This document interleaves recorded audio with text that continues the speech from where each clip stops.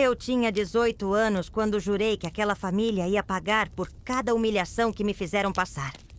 Eles me chamaram de ralé, de sujeira, de gente que não presta. Dona Conceição chegou a cuspir no chão quando eu passei. Mas eu juro por Deus que quando eu saí daquela mansão naquele dia, eu já sabia exatamente como ia me vingar. E sabe o que eu fiz, meu bem? Eu conquistei o filho mais novo dela, o Rafael, o príncipe da família. E não foi por interesse, não. Foi por amor mesmo. Mas a vingança... a vingança foi doce como mel. Deixa eu começar do início, porque senão você não vai entender a dimensão do que aconteceu.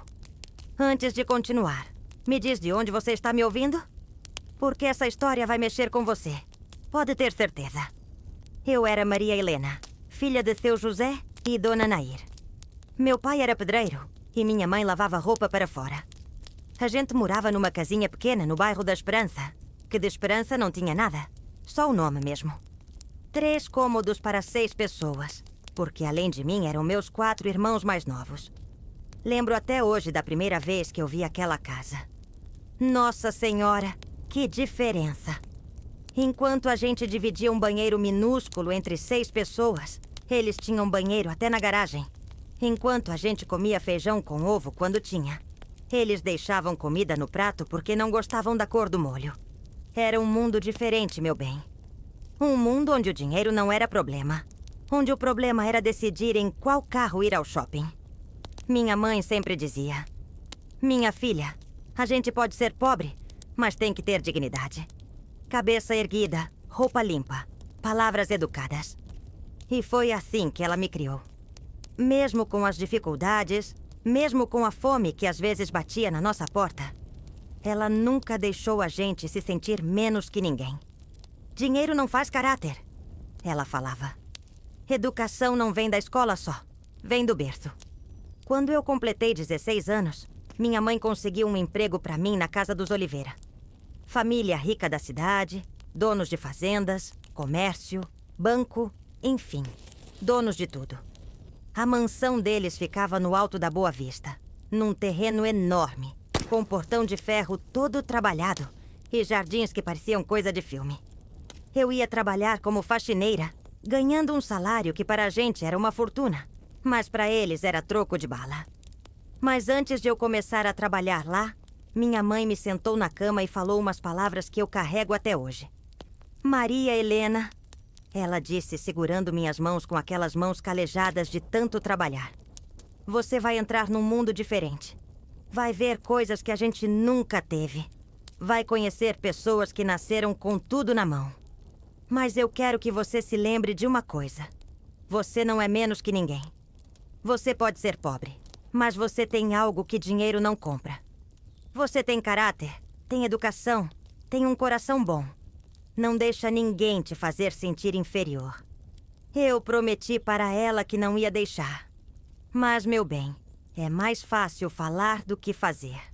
Quando você está naquele mundão de luxo, quando você vê que o banheiro deles é maior que sua casa inteira, quando você percebe que a comida que eles jogam fora daria para alimentar sua família por uma semana, é difícil não se sentir pequena. A primeira vez que eu pisei naquela casa, eu pensei que tinha entrado no céu. Não, não era céu. Era mais que isso. Era como se eu tivesse entrado num desses filmes americanos que passavam no cinema do centro. Mármore italiano por todo lado. Lustres de cristal austríaco que pesavam mais que nossa casa inteira. Tapetes persas que custavam mais que meu pai ganhava em 20 anos. E os móveis, meu Deus do céu. Móveis que pareciam obras de arte. Cada cadeira, cada mesa, cada enfeite tinha uma história. Tinha um valor, tinha um significado. Eu fiquei boba, parada no meio daquela sala imensa, girando a cabeça para todo lado feito uma idiota.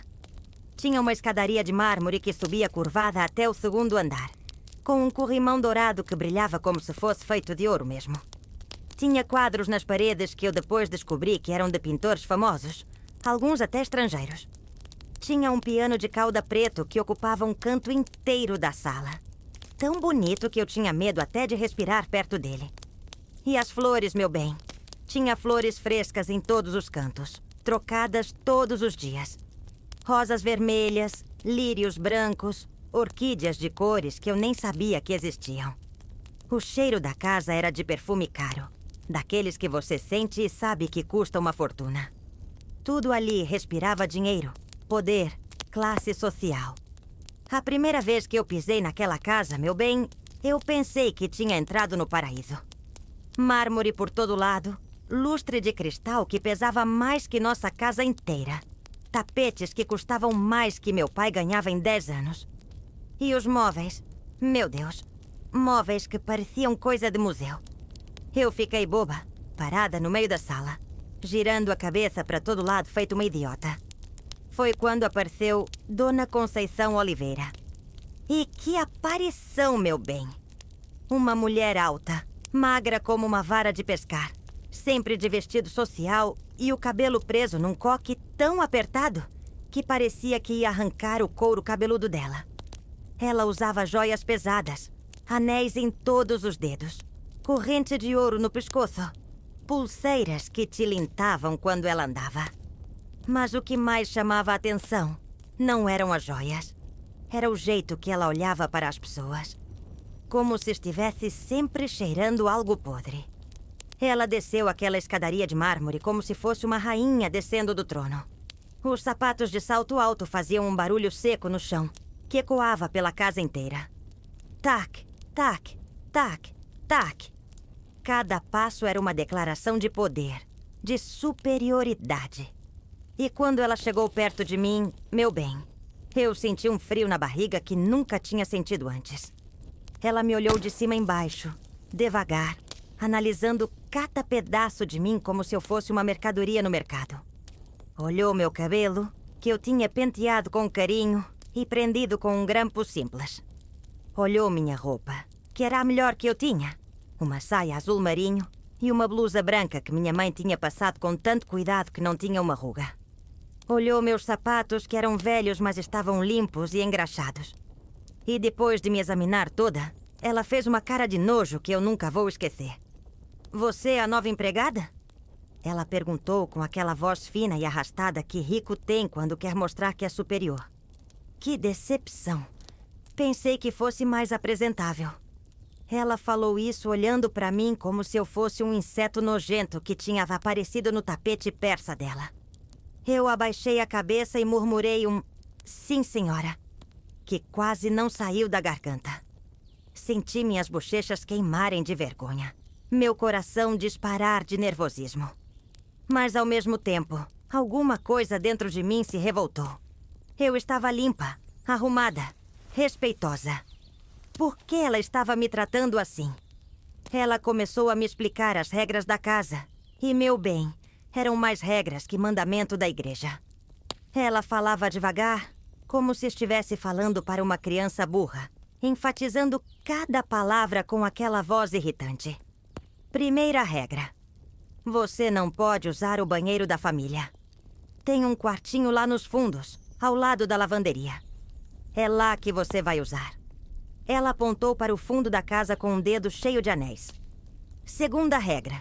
Você não pode comer a mesma comida que nós. Tem uma mesa pequena na cozinha onde você vai comer o que sobrar.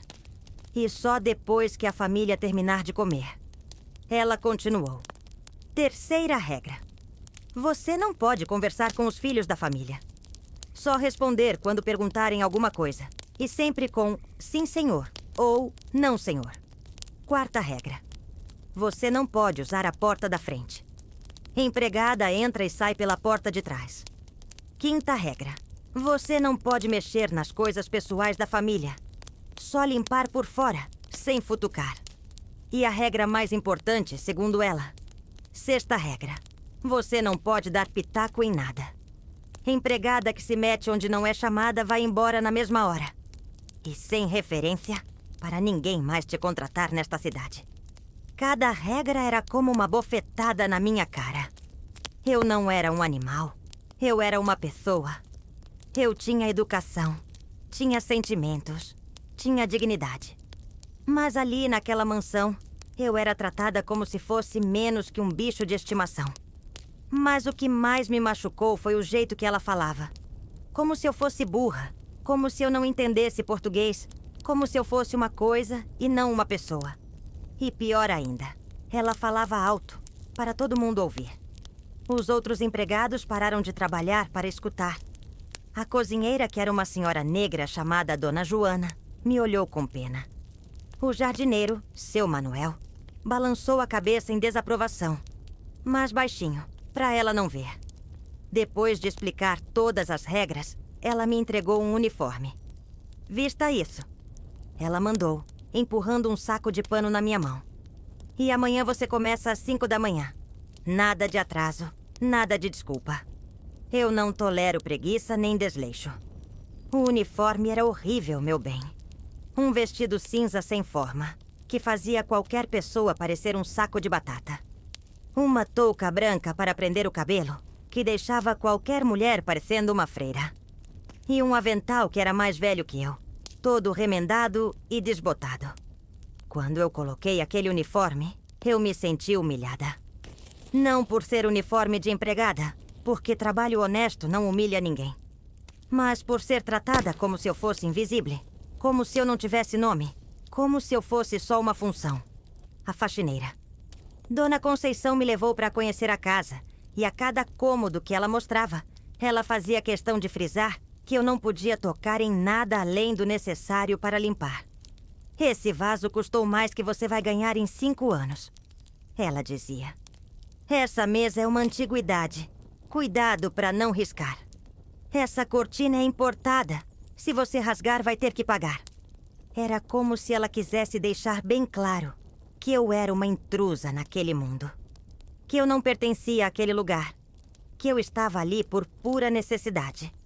E que eu deveria me sentir grata por eles me permitirem trabalhar para eles.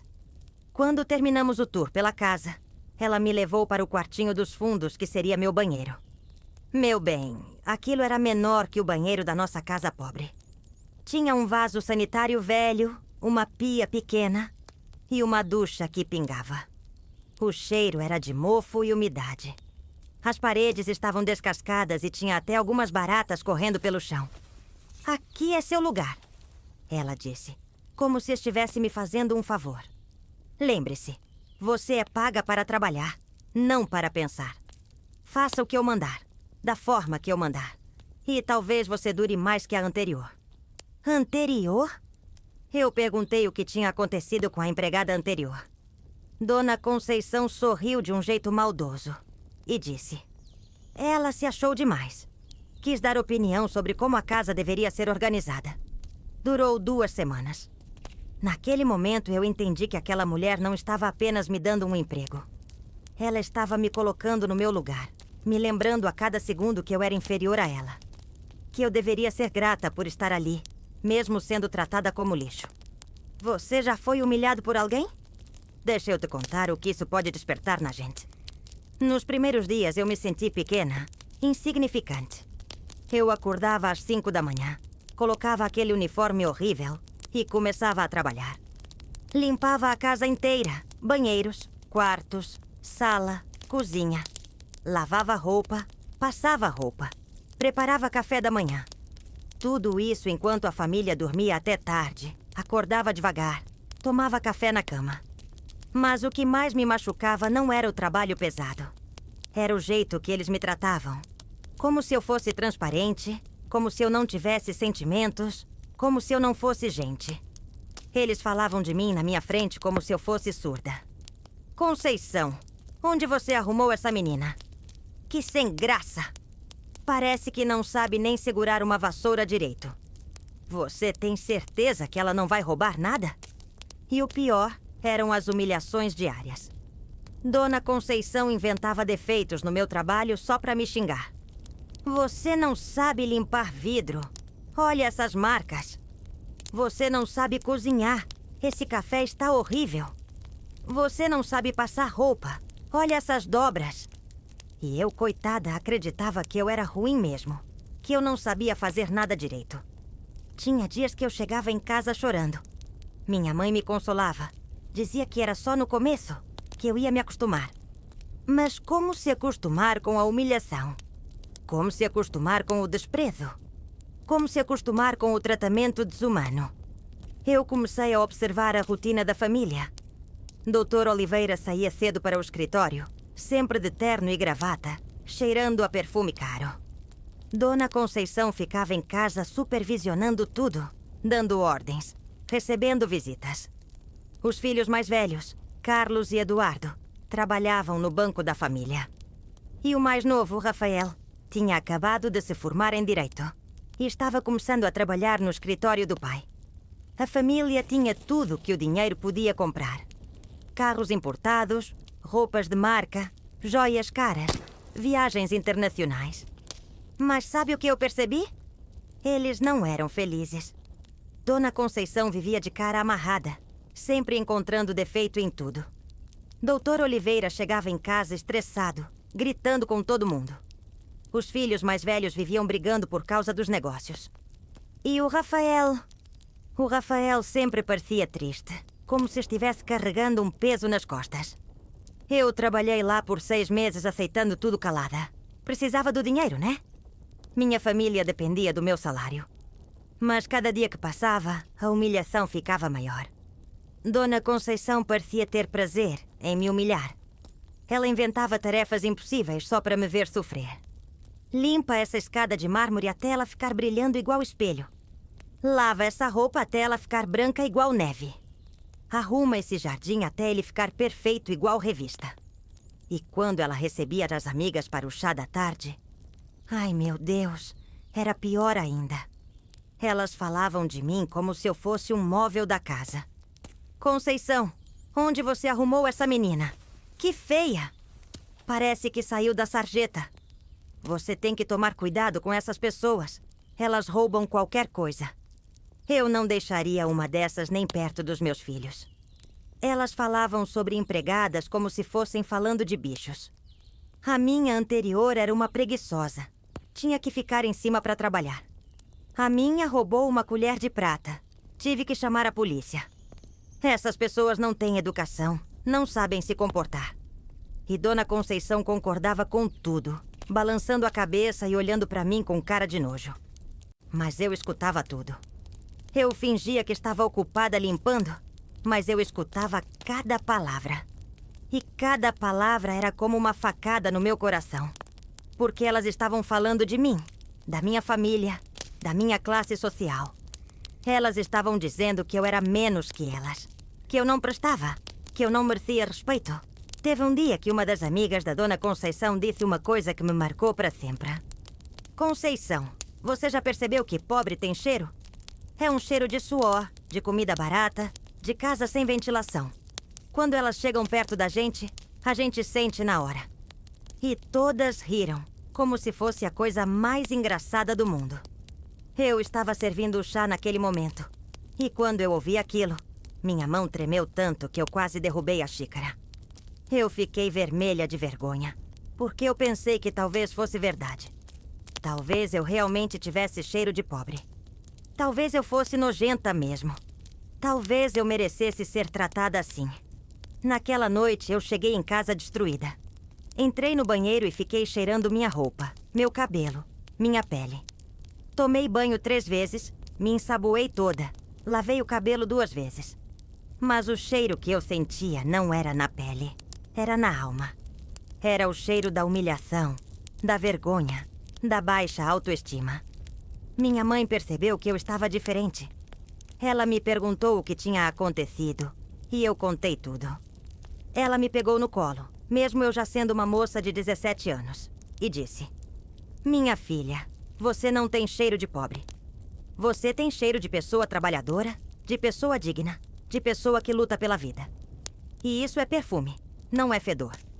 Ela continuou: "Essas mulheres ricas pensam que são melhores porque têm dinheiro. Mas dinheiro não compra caráter. Não compra educação de berço. Não compra bondade. Elas podem ter perfume francês, mas têm alma fedorenta. Você pode não ter perfume caro, mas tem alma limpa." Essas palavras da minha mãe me deram força para continuar. Mas também plantaram uma semente de revolta no meu coração. Eu comecei a pensar que não era justo ser tratada assim. Que eu tinha direito ao respeito, independente da minha condição social. Que eu era gente igual a eles, com os mesmos sentimentos, os mesmos sonhos, a mesma dignidade.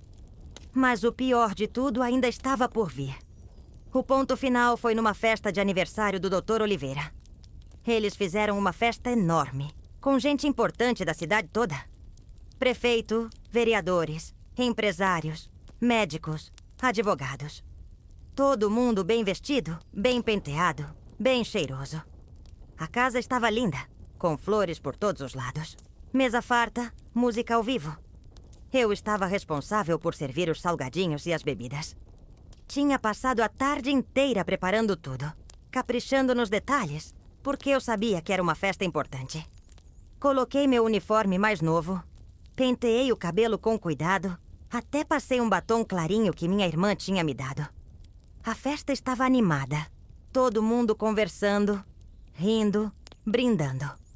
Eu circulava entre os convidados oferecendo os salgadinhos, sempre com educação, sempre com um sorriso no rosto. Alguns até me agradeciam, diziam que os salgadinhos estavam gostosos. Eu me sentia útil, importante, parte daquele evento. Até que aconteceu o acidente. Eu estava passando entre duas senhoras que gesticulavam muito enquanto conversavam. Uma delas bateu o braço no meu e eu perdi o equilíbrio. O prato de salgadinhos voou da minha mão e foi parar em cima do vestido de uma das convidadas. Um vestido caro, importado, de uma cor clara que manchou na hora. Eu fiquei desesperada. Pedi desculpas 1000 vezes. Peguei um pano para tentar limpar. Me ofereci para apagar o estrago. A mulher ficou nervosa. Claro, porque o vestido estava arruinado. Mas ela foi educada. Disse que não tinha problema, que era só um acidente. Mas Dona Conceição... Ai, meu Deus. A Dona Conceição ficou possessa. Ela veio correndo, vermelha de raiva, gritando que nem uma louca. Sua incompetente, sua burra, sua desastrada. E na frente de 50 pessoas, ela começou a me xingar de tudo que era nome. Gente como você não devia nem existir. Você é uma nojenta, uma sujeira, uma ralé. Você não tem educação, não tem classe, não tem jeito. Você é um erro da natureza. As palavras saíam da boca dela que nem veneno, cada uma mais dolorosa que a outra. Todo mundo parou para olhar. 50 pessoas importantes da cidade, todas olhando para mim enquanto eu era humilhada publicamente. Eu estava com lágrimas escorrendo pelo rosto, tremendo de vergonha e de raiva ao mesmo tempo. Queria sumir, queria que a terra me engolisse, queria morrer ali mesmo. Mas o pior ainda não tinha chegado. Dona Conceição, não satisfeita com os xingamentos, cuspiu no chão bem na minha frente e disse: "Isso aí é o que você vale." E todo mundo viu. Todo mundo ouviu. A humilhação estava completa. Foi naquele momento que algo mudou dentro de mim. Alguma coisa que estava adormecida acordou. Alguma coisa que estava quebrada se consertou. Alguma coisa que estava morta ressuscitou. Eu parei de chorar, enxuguei as lágrimas e olhei bem nos olhos daquela mulher maldosa. E com uma voz firme, que eu nem sabia que tinha, eu disse: "A senhora vai se arrepender do que acabou de fazer. Pode não ser hoje, pode não ser amanhã. Mas um dia, a senhora vai se arrepender." E saí da festa de cabeça erguida, deixando todo mundo boquiaberto. Para tudo! Você não vai acreditar no que aconteceu depois. Eu fui para casa naquele dia com o coração partido, mas com uma determinação que eu nunca tinha sentido antes. Eu não ia mais aceitar humilhação de ninguém. Eu não ia mais me curvar, não ia mais abaixar a cabeça, não ia mais aceitar ser tratada como lixo. Mas eu também não ia fazer escândalo. Não ia partir para a ignorância. Não ia rebaixar meu nível. Eu ia me vingar, mas ia me vingar de uma forma que eles nunca iam esperar. Eu ia me vingar conquistando o que eles mais tinham orgulho: o filho deles. Chegando em casa, eu contei tudo para minha mãe. Ela ficou indignada. Quis ir lá dar uma surra na Dona Conceição. Mas eu pedi para ela não fazer nada. "Mãe", eu disse, "deixa comigo. Eu vou cuidar disso do meu jeito." Ela me olhou com aqueles olhos sábios e disse: "Faça o que achar melhor, minha filha." Mas não se esqueça de quem você é. Eu sabia muito bem quem eu era. Eu era Maria Helena, filha de gente trabalhadora e honesta. Eu era uma jovem inteligente, determinada, corajosa. Eu era pobre, mas eu não era menos que ninguém. E eu ia provar isso para todo mundo, principalmente para aquela família maldita. Naquela noite eu fiz um plano. Um plano que ia mudar minha vida para sempre. Eu ia conquistar o Rafael, o filho mais novo da família. Não por interesse, porque eu não queria o dinheiro deles. Mas por uma mistura de vingança e curiosidade. Eu queria ver como eles iam reagir quando descobrissem que o príncipe da família tinha se apaixonado pela empregada. Rafael Oliveira era o filho mais novo da família. Tinha 22 anos na época. Tinha acabado de se formar em Direito. E era bonito que nem um príncipe de filme. Cabelo escuro sempre bem penteado. Olhos verdes que pareciam duas esmeraldas. Alto, elegante. Sempre bem vestido. Sempre cheirando a perfume caro. Todas as moças da alta sociedade babavam por ele. Ele era o partido mais cobiçado da cidade.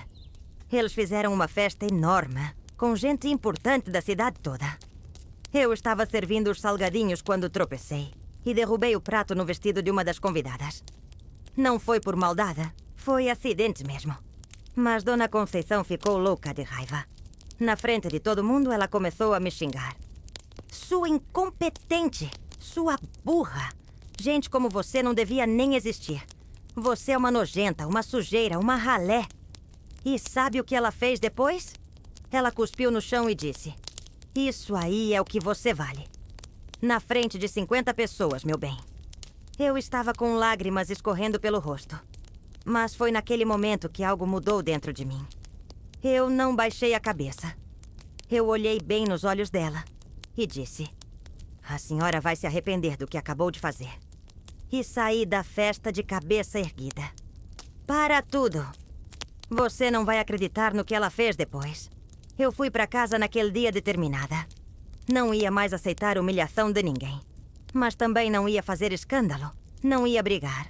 Não ia partir para a sua ignorância. Eu ia me vingar da forma mais doce possível. Eu ia conquistar o que eles mais tinham orgulho. O filho deles. Rafael Oliveira era o filho mais novo da família. Tinha 22 anos na época. Tinha acabado de se formar em Direito. E era bonito que nem um príncipe de filme. Cabelo escuro, olhos verdes, alto, sempre bem vestido, cheiroso, educado. Todas as moças da alta sociedade babavam por ele. Ele era gentil comigo, diferente dos pais e dos irmãos. Sempre me cumprimentava com um bom dia, Maria Helena. E às vezes até perguntava como eu estava. Aí eu comecei a estudar ele. Prestava atenção nos gostos dele, nas coisas que ele gostava de fazer, nos lugares que ele frequentava. Descobri que ele ia toda terça-feira na biblioteca municipal. Que ele gostava de ler poesia. Que ele tocava violão. Que ele era tímido com as mulheres, apesar de ser cobiçado. Me diz uma coisa. Você acredita que o amor conquista tudo? Porque eu precisava acreditar nisso para o meu plano dar certo. Eu comecei a frequentar a biblioteca também. Fingia que estava estudando, mas na verdade estava observando ele. Até que um dia, ele estava lendo um livro de poemas do Vinícius de Moraes e derrubou o livro. Eu me ofereci para pegar para ele. E quando entreguei, nossa, nossos olhos se encontraram e foi como se o mundo tivesse parado. Obrigado, Maria Helena, ele disse, e ficou vermelho igual um pimentão. Você gosta de poesia? Eu disse que sim, que era uma das poucas coisas que me faziam feliz. Ele ficou interessado e começou a conversar comigo sobre livros. Descobri que ele era sensível, inteligente e completamente diferente da família dele. Daquele dia em diante, nós começamos a conversar na biblioteca. Ele me emprestava livros, me explicava poesias, me contava sobre os estudos dele. Eu descobri que ele era solitário, que se sentia pressionado pela família, que não queria ser advogado, mas sim professor. Que ele sonhava em viajar o mundo, conhecer pessoas diferentes, viver experiências reais. E eu me abri para ele também. Contei sobre minha família, sobre meus sonhos, sobre como eu queria estudar, mas não tinha condições. Ele ficou impressionado com a minha inteligência, com a minha força de vontade. Disse que eu era a pessoa mais interessante que ele tinha conhecido. Que eu tinha uma luz nos olhos que ele nunca tinha visto em ninguém. Que horas são aí na sua cidade? Porque aqui a história está esquentando. Depois de 3 meses de conversas na biblioteca, Rafael me convidou para tomar um café. Eu disse que não podia, que se a família dele soubesse, eu perderia o emprego. Ele disse que não tinham que saber, que seria nosso segredo. E foi assim que começou nosso namoro escondido. A gente se encontrava na biblioteca, no parque. Às vezes ele me buscava na saída do trabalho e a gente ficava conversando no carro dele. Ele me tratava como uma princesa, meu bem. Trazia flores, bombons, livros de presente. Me levava para conhecer lugares que eu nunca tinha visto. Restaurantes finos, teatros, museus.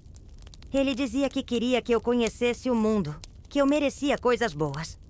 E o mais importante, ele me respeitava. Nunca tentou se aproveitar de mim. Nunca me pressionou para nada. Ele falava que eu era especial, que eu tinha mudado a vida dele, que ele tinha se apaixonado pela minha alma. E eu, meu bem, eu também me apaixonei. De verdade. Aquilo que começou como vingança virou amor verdadeiro. 6 meses depois, ele disse que estava cansado de esconder nosso relacionamento. Que queria me assumir para a família dele. Eu disse que ele estava louco, que a família dele ia ter um ataque. Ele disse que não se importava, que o amor dele por mim era mais forte que qualquer preconceito. Você faria o mesmo que ela fez? Me conta nos comentários. Porque eu, naquela hora, tive que tomar uma decisão. Eu podia recusar, continuar escondida. Ou podia aceitar e enfrentar o que viesse. Eu escolhi enfrentar. O Rafael marcou um jantar para me apresentar oficialmente para a família. Quando eu cheguei naquela noite, usando um vestido simples, mas arrumadinha, o Dr. Oliveira me cumprimentou normal. Mas quando o Rafael disse: "Pai, mãe, eu quero apresentar a Maria Helena, minha namorada", o mundo desabou naquela sala. Dona Conceição ficou branca que nem um papel. Depois vermelha que nem um tomate. Depois roxa de tanta raiva. Ela gritou: "Você está louco? Namora com a empregada? Com essa ralé?" O Dr. Oliveira bateu o punho na mesa e disse que não ia permitir que o nome da família fosse manchado. Os irmãos do Rafael riram e disseram que ele tinha perdido o juízo. Mas sabe o que o Rafael fez? Ele se levantou, me pegou pela mão e disse: "Se vocês não aceitarem a Maria Helena, vocês vão perder a mim também." E saiu comigo da casa, me levando para longe daquele inferno. Respira fundo comigo, porque o que vem agora é de arrepiar. Nos meses seguintes, a família fez de tudo para nos separar. Ofereceram dinheiro para eu largar ele. Ameaçaram me processar por sedução de menor. Ele já tinha 22 anos, o cúmulo do ridículo. Espalharam boatos sobre mim pela cidade.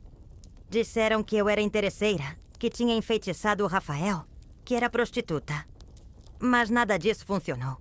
O Rafael estava determinado a ficar comigo.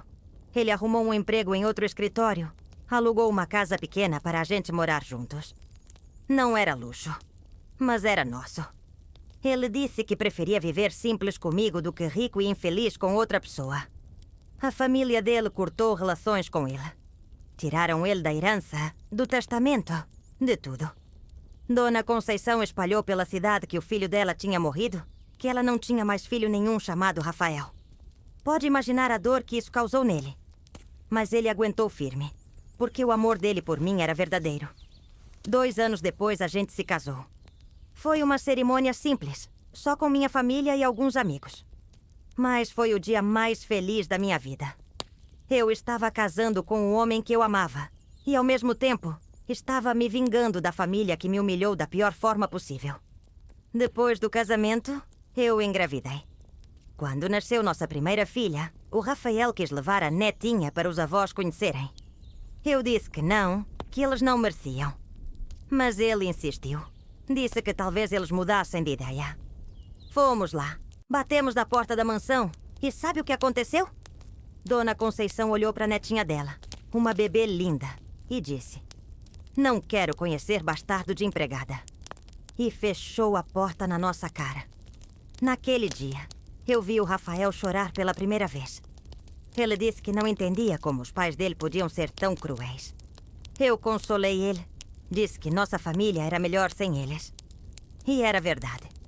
A gente criou nossos filhos com amor, respeito e humildade. 3 meninos lindos que cresceram sabendo que o amor não tem classe social. Os anos passaram. O Rafael se tornou um advogado respeitado, especializou-se em direito trabalhista, defendia gente humilde que nem eu. Eu voltei a estudar, me formei em pedagogia, virei professora.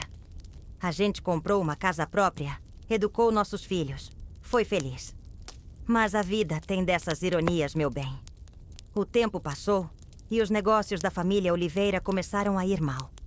O banco faliu, as fazendas foram vendidas, o comércio fechou. O Dr. Oliveira morreu de desgosto. E Dona Conceição ficou sozinha, pobre, abandonada pelos filhos mais velhos que só queriam herança. Sabe quem ela procurou quando estava na miséria? O Rafael, o filho que ela tinha renegado. Ele, com o coração mole que sempre teve, não conseguiu negar ajuda para a mãe. Pagou as dívidas dela, comprou uma casinha simples para ela morar, deu uma pensão para ela não passar necessidade. E eu? Eu poderia ter sido má, poderia ter me vingado. Mas sabe o que eu fiz? Eu recebi ela na minha casa. Sim, na minha casa. A mulher que me chamou de ralé, que cuspiu no chão por minha causa, que me humilhou publicamente, estava sentada na minha mesa, comendo da minha comida, sendo cuidada por mim. Na primeira vez que ela veio jantar conosco, ela ficou calada o tempo todo. Mas na segunda vez, ela me pediu desculpas. Ela disse que tinha sido uma mulher orgulhosa, preconceituosa, que tinha perdido o melhor filho por pura burrice. Que eu era uma mulher melhor que ela, que o Rafael tinha feito a escolha certa. Ela pediu para conhecer os netos. Quando ela viu meus 3 meninos, educados, inteligentes, carinhosos, ela chorou. Disse que tinha perdido os melhores anos deles por puro preconceito. Que se arrependia de cada palavra que tinha dito para mim. Sabe o que é mais bonito nessa história toda? Dona Conceição passou os últimos 10 anos da vida dela sendo cuidada por mim. Eu que levava ela no médico. Eu que comprava os remédios dela. Eu que ficava com ela quando estava doente. E ela, antes de morrer, me disse uma coisa que eu nunca vou esquecer. Maria Helena, você me ensinou que o amor é mais forte que o ódio. Você me ensinou que perdoar é mais poderoso que se vingar. Você é a melhor pessoa que eu conheci na vida. Hoje, meu bem, eu tenho 70 anos. Fui casada com o Rafael por 48 anos, até ele morrer de infarto há 2 anos. Nossos filhos são todos formados, bem-sucedidos, casados, com filhos lindos. Eu tenho 9 netos que me adoram. Tenho uma vida que muita gente rica gostaria de ter. E sabe qual foi minha maior vingança? Não foi conquistar o filho da família rica. Não foi vê-los passar necessidade. Não foi provar que eu era melhor que eles. Minha maior vingança foi ser feliz. Foi construir uma família baseada no amor, no respeito, na união. Foi mostrar que a pobre também tem valor, também tem sonhos, também merece ser feliz. Quando eu olho para trás, eu vejo que tudo aconteceu do jeito que tinha que acontecer. Se Dona Conceição não tivesse me humilhado, eu nunca teria tido coragem de conquistar o Rafael. Se ela não tivesse me chamado de ralé, eu nunca teria provado que valho mais que ouro. Se ela não tivesse cuspido no chão, eu nunca teria mostrado que sou diamante. O preconceito existe, meu bem. Existe e dói. Mas sabe o que dói mais? É quando a gente acredita no que os outros falam sobre a gente. É quando a gente se diminui, quando a gente aceita ser tratado como menos. Eu poderia ter saído daquela casa humilhada para sempre. Mas eu escolhi sair de lá determinada a provar meu valor. E provei. Não para eles. Para mim. Porque no final das contas, meu bem, a opinião que mais importa é a que a gente tem sobre si mesmo. E eu sempre soube que eu valia muito. Muito mais do que aquela família rica e podre de preconceito. Se você conhece uma história parecida, deixa nos comentários. E se essa história te emocionou, deixa um coração para eu saber. Porque histórias como essa precisam ser contadas. Precisam ser ouvidas. Para que ninguém nunca mais se sinta menor por causa da origem, da cor, da classe social. O amor não tem classe social, meu bem. O amor não tem cor, não tem sobrenome, não tem conta bancária. O amor é puro, é verdadeiro, é transformador. E quando o amor é verdadeiro, ele conquista tudo. Absolutely tudo. Essa foi minha história.